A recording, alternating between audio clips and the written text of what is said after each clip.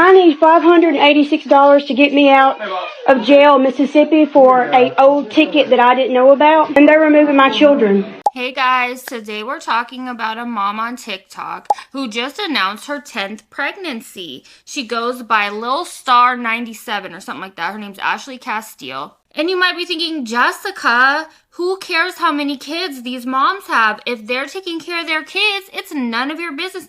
You need to mind your own business. Yeah, well, all the other kids were taken by CPS, so she's not taking care of her kids. Now, this lady should have minded her own business, because the only reason that I know about her is because she started arguing with me about another video I made about TikTok mommy influencer Mama Kelsey, who is married to a registered SA offender. I have a playlist if you're interested. So she started arguing with me about that because, well, the SA offender was only 18 and a half and his victim was 14, and that's totally, has almost 100,000 followers. Come to find out, she just announced that she's pregnant with her 10th child. And she just had her kids removed. And of course, it's not her fault that her kids were removed. She was only living in a hotel with various different boyfriends. And her 4-year-old was allegedly exposed to methadone, which if you don't know what methadone is, it is a drug that they give drug addicts who are addicted to opiates. It blocks the opioid receptors in your brain, but it is also an opioid in and of itself. No, it doesn't get you high the way that other opiates will and street drugs will, but it does alter your brain. And I am not against MAT, which stands for medicated assisted treatment. There's 2 kinds that I know of, methadone and Suboxone. I took Suboxone myself for 2 years, and really there's 2 types of people that are going to take it properly and work another program, go to therapy, counseling, etc. And then there's people that's going to abuse it. And in my case, when I was taking it for 2 years, I abused it. I don't know if Ashley Castile is or was abusing her methadone, but her 4-year-old was exposed to it. So whether or not she was abusing it in regards to her treatment program, she sure was being negligent as a parent. So let's get started, shall we? Let's watch a little video that's going to do a quick breakdown of everything that's going on, and then we'll go into it further. Ashley Starr has announced her 10th pregnancy. For those of you that don't know, Ashley Starr is a TikToker who's kind of sort of like the Resilient Jenkins. They were homeless, they got a motel room through like a homeless shelter program, a few other similarities between her and Stephanie. The only difference is Ashley's 6 living children were removed by... I tried to look into what that meant, her 6 living children. So that would be 9 of them are not here. I don't know how those 9 passed away. I don't know if she's counting miscarriages. I don't know if she had 3 stillbirths. I couldn't find information on that, but it's very interesting. Not interesting, but suspicious. Oh, I had to go turn the oven off because I'm baking sourdough. I made it's carrot and pistachio sourdough. I'll post a picture if you guys are interested. By DHS. Ashley Starr went live on a TikTok while DHS was there removing her children last year. Yeah, they're taking my children to state custody because they approved me for a hotel. I have the video of this as well. I'm going to play it soon. I hope y'all help me sue. Hope you help me sue because they are traumatizing my children more. No, Ashley, I don't know why you're here. You have traumatized these kids, and I'm going to see you in court because you did a lot last year that was against your policies. And I don't even speak to you now. I'm talking to Carly. My children don't know what to do. They literally, I'm not getting off live. These people are going to get my children back. Watch and see. Ashley has been surrounded by controversy throughout her entire TikTok career. Her and her husband state so that they are pregnant with baby number 7 and will be welcoming this baby at the end of February, the beginning of March. The thing is, Ashley doesn't have custody of her other children.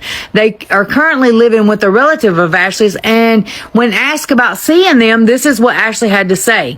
I can't control what the other person does, who is the guardian. If I could, things would be different. Okay? Until I get a home big enough, consciously, it doesn't make sense to go to court and fight that. Ashley also stated that her hopes with baby number 7 is to have a home birth, which will require her to have a VBAC. If you don't know what a VBAC is, it stands for vaginal birth after cesarean section. Once you've had a cesarean section, they usually want you to have another cesarean section because it's statistically more dangerous, but it is a thing that lots of women do. But I don't think this lady needs to be doing anything at home. I mean, my question is, if the other children are in DHS custody, will they not automatically take take this baby? I'm just curious because I really don't know. Will they automatically take this baby? Not necessarily, but if you have an open case with DCFS, CPS, they will immediately enter into your life. They're going to test the baby, which they test the babies. I think they test everybody's baby, test the cord blood. I'm going to show you a video later where it sounds like she's using methadone during her pregnancy. Let me tell you, as someone who has taken methadone and Suboxone, it is the most painful thing to withdraw from. It is the hardest thing I've ever had to do. It is way more painful than any hard drug that I've ever withdraw from. It's hard, is what I'm saying. And on top of that, this lady does not seem like she is in a strong mental place to be able to do something like that. And regardless, she's already apparently over 4 months along. So if you're still taking methadone right now, that baby is going to have it in its cord blood. So the likelihood of them taking this baby is high. This is the video she posted. It's been over a year since they took the 6 or 7 living children, and she was live streaming this, which she keeps talking about how this is so traumatic for the children. Get off the phone. I understand if you want to record it for evidence, like put your phone up. But if it were me, I would be just trying to reassure my children, hey guys, everything's gonna be fine. Don't be scared. You're gonna be safe. But is that what Ashley does? No, no, no. To get me out of jail in Mississippi for an old ticket that I didn't know about. And they're removing my children. And they're going into state custody over a $500 ticket that I knew nothing about. Please help us. I have no clue about this. I don't know why my children are leaving. This is ridiculous. Anything wrong over a warrant? What? Please do not do this to my babies. No, their job, they allowed us to be here. We got the keys are behind this desk, okay? These kids will never think about what I'm going on. And of course, it's never her fault. She doesn't know what she did wrong. This is all just because I have a warrant over a $500 ticket. No, Ashley, that's not all that's wrong. It's because you have a history of drug abuse. You're on maintenance, which is fine, but you may or may not be abusing it. You are living in a hotel, which fine, but you have 6 kids in one hotel room with a husband, with a man. This is one of the men that's been around. I'm going to show you in a little bit, but for a short period of time, she had a different boyfriend who beat the crap out of her. So there's domestic violence as well in front of the kids. You're struggling to financially support all the kids, domestic violence incidences, history of addiction. I know that there's lots of people out there that live on maintenance and you can function and you're a great parent. I know that. But this is a combination of all these things. You can tell from watching this that she is not stable. I'm not going to harp too hard on the methadone thing, but it's a factor. If you're an addict, you know as well as I do that there's lots of people that abuse their maintenance. I believe she is one of them because she is just so dysfunctional. She's not in counseling. She's not doing anything else to improve her life. So she's responding to a comment that says, they don't get your kids for nothing, for just a warrant. It has to be much more. And she's, of course, going on a tangent about that. And you saw the video about 5 scrolls down since these people can't do their own work. And you witnessed my ex-family online saying that they called around until they found a warrant for my arrest, which was in the county that they told me to go to, DCS, and the judge. I have the recording. But I was on live, and I recorded it when they came to the hotel and took my children. Everybody witnessed it. So if you were here to witness my children being removed from me being in a hotel across state lines, me having a $500 warrant, this was all set up. It was all set up to take my children and stop the calls. If you witnessed all this, please. But why do you think that the family members of your children were trying so hard to get them? It's because they weren't safe, Ashley. This isn't some big conspiracy where you were a good mother and they were being well cared for. I mean, were they even in school? You're living in a hotel room that you just went to across state lines. I know you're not homeschooling them. Put a heart in the comment. Since my story is just so unbelievable that they do steal children. They do. They will come up with any way to take your child. I know that CPS, DCFS is not perfect. I know there's corruption inside any system. And I know there are families that have had their kids taken unwarranted. You're not one of those families, Ashley. So the people are like, oh, well, it's a long story. If you haven't been here from the beginning, then you have no clue what's went on. to tell me what happens and what don't happen. Yeah, it's unbelievable. It's unbelievable that I was paying $800 a week, $900 a week for a hotel, $1,000 a week, plus over $100 a day to feed my children, and they approved me 3 times. But as soon as the family called around that don't like... So CPS was already in your life. It's not like they were just called and they didn't already know you. They were already in your life poking around. You probably had a safety plan and they approved you living in that hotel. That doesn't mean that you're just good now. Like me and hate me and just ruined my life. Called around and found that warrant. They had means to take my children. So it does happen, and it's posted on my page for you to see. It's posted on my page for you to see my children crying and being removed. So yes, it does happen. That's the whole point of me warning Stephanie is, I thought it couldn't happen to me either. She's talking about Stephanie Jenkins from the Resilient Jenkins. If you don't know who they are, I have a video about it. She's just basically another one of these moms who has a gaggle of kids living in hotels. But Stephanie Jenkins has a lot more followers. I think she actually makes some kind of decent money. I don't know if she spends it well. She has so many kids. But it does, and it can, for the most stupidest, littlest things. Like this was to stop the calls. She's a problem. Stop it. Find something to stop it. You are a problem. Now, I'm going to show you Ashley's aunt has the CPS records, and she reads it to us. Child custody papers. Emergency release from Ashley to ex-husband. Here's one. That's the first one. So let her lie to somebody else where, oh, look, emergency documents. Come on, Ashley. Share it again. Medical report for one child, 4 years old, possible methadone ingestion at 4 years old. Who's going to leave that around with a 4-year-old? Why are you even got it? It's not like we were live together for them to find me. I have not been in your box on this account at all, ever, until right now. On this account, but y'all don't found this page. Medical papers. Methadone ingestion, excuse me. Medical notes. This is one of the days I had to search for. Possible methadone ingestion. I called you and you were like, is that really you? Because I don't use this page. I'll tell you why. I'll take you in a minute. Why threw me off. I have vaccination reports where she got the kids vaccinated. This is the that she was leaving behind.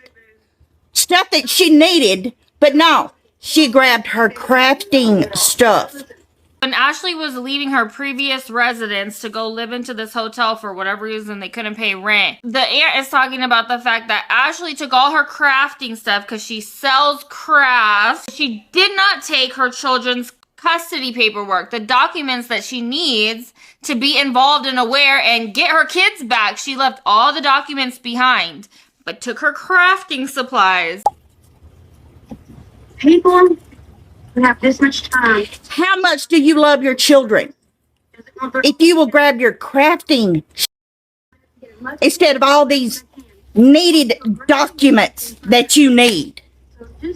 Huh, Ashley? This is not an obsession. This left out in the rain. I'm taking accountability. If I wasn't taking accountability, I think... Ashley never really addresses what her aunt has to say, but now we're gonna get into the multiple boyfriends. So she has a current boyfriend. He's like 20 years older than her, which I don't care because she's like 33. So it's not like she's some young thing and got groomed. You're 33 if you want to be with a 60-year-old man, whatever. 30 and 50, whatever.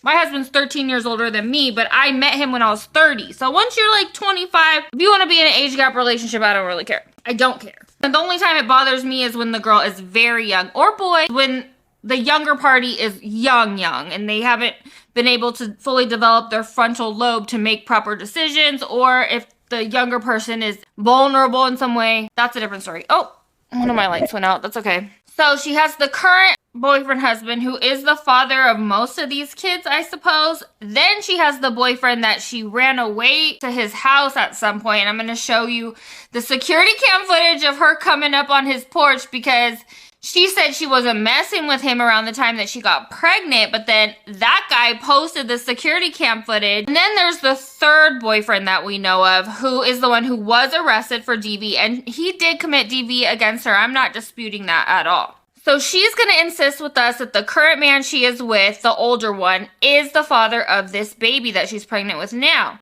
And that man and the one that she got caught up on his porch are white. The third man is black. So there's going to be one real easy way to tell if the black man is the dad, if the baby's born biracial. But the other two, we're going to have a DNA test. Now, she swears up and down, she does the math with us over and over, that her current boyfriend is the father of this baby. But to me, it sounds like she's trying to convince herself more than us. I would be out partying, out drugging and drinking, out sleeping with a bunch of different men.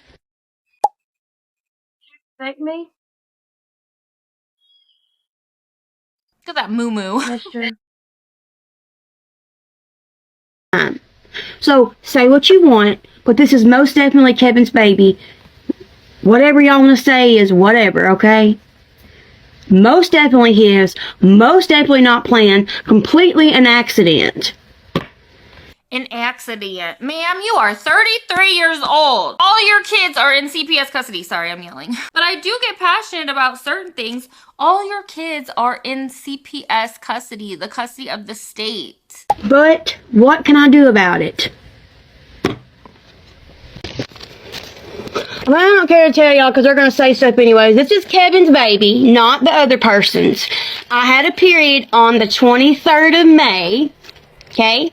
I got pregnant after the 23rd of May. Do your own due date. I'm 4 months pregnant. But I found out the day after my birthday. I found out June 27th. I'll be honest, I'm 16 weeks pregnant. Anytime past the last of January is go time. October, November, December, January. I've got 4.5 months-ish. That happened on the 21st, okay? I have been keeping track of my period since I went down there in April. Well, my April period came. Now she's talking about the last time she slept with someone other than Kevin, the man she's insisting is the father. I can't remember the second guy's name, but we're gonna just call him white guy number 2. She's talking about when's the last time she slept with him, which was close to the time she conceived. But she's saying, oh, I got my period after that, so blah, blah, blah. Could have been spotting, could have been implantation blood. While I was here. I went down there May 6th. May 6th should have been around my ovulation, if y'all want to know the truth. But Didn't she say she found out in March? we weren't active like people think because we were not good. I mean, if you watch the video where I'm texting Kevin and my friend that morning, and the video at the end where I'm texting Grandma while I'm walking, we weren't good for a week. Maybe you didn't sleep with them as much as you could have if you guys were not arguing and you had been getting along, but it only takes one time. We learned this in school. I was down there 2 weeks. We weren't good for a week. So, take that week out of question, okay? Even if you do take that week into question, let's say the 21st, which we didn't. None of that never did happen that week, but I came back and my period was due on the 23rd. My period came on time.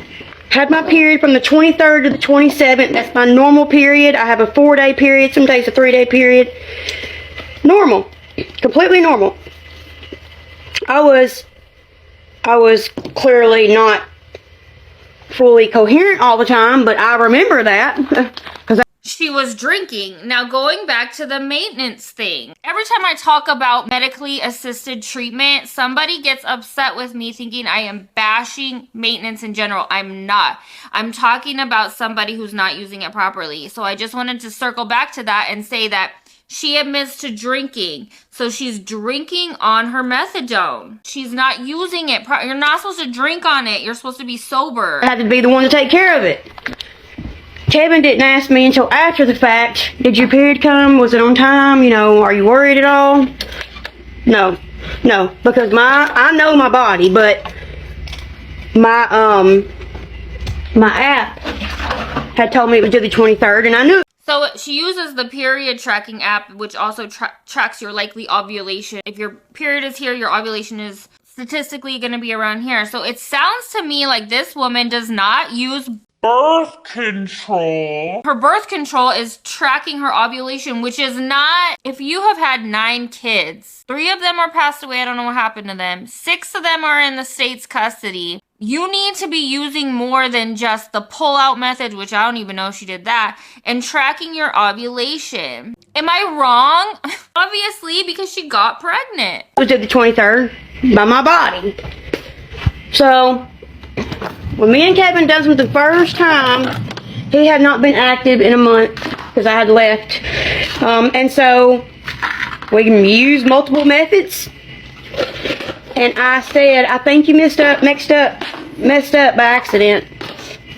He's like, there's no way. I think there is. And so we went on about our business. Well, my birthday comes around. My period was late. And I said, I went and got a test because I was having a toothache during that time. I was very tired, so I took a test. And it was positive. And I was about 3 weeks at that time. 3 weeks. It was right at 4 weeks, but went to the doctor. I made Kevin go to the doctor with me because I wanted him to see the size of that embryo and not have any doubt. So he went with me that first visit. So obviously you've been sleeping with different men in close enough proximity that you and the current boyfriend, white man number 1, Kevin, would have doubts. And the baby was only, I think, 4 weeks and some days. It was 4 weeks and some days at July 5th or July 10th. Then we went back, closer to the end of July, I was 8 weeks. Then I've been to this appointment, the ultrasound appointment, and I was on time from what I thought. Nothing had changed. And then this time, nothing has changed. If anything, it's a week and a half behind my period. Now, it's getting a little bigger and it's getting closer, like a couple days closer to my period each time, but it just kind of fluctuates between 3 or 4 days, which would be exactly where we said. And then this person posted a screenshot of the estimated due date is between February 27, 2026 and March 3rd, 2026. All the people that said I was withdrawing, baby, they don't let you withdraw when you're on medications that... Now she's talking about what I assume to be her methadone use. So she's saying everyone was saying I was withdrawing in some previous video. They don't let you just withdraw, sweetie. I mean, they advise you not to, but they can't force you to do anything. Like your your gynecologist has no control over how you use your methadone. You get your methadone somewhere else. This is why I believe she's still currently on methadone, which is very dangerous for a baby to be born addicted to. They always have to go to the NICU.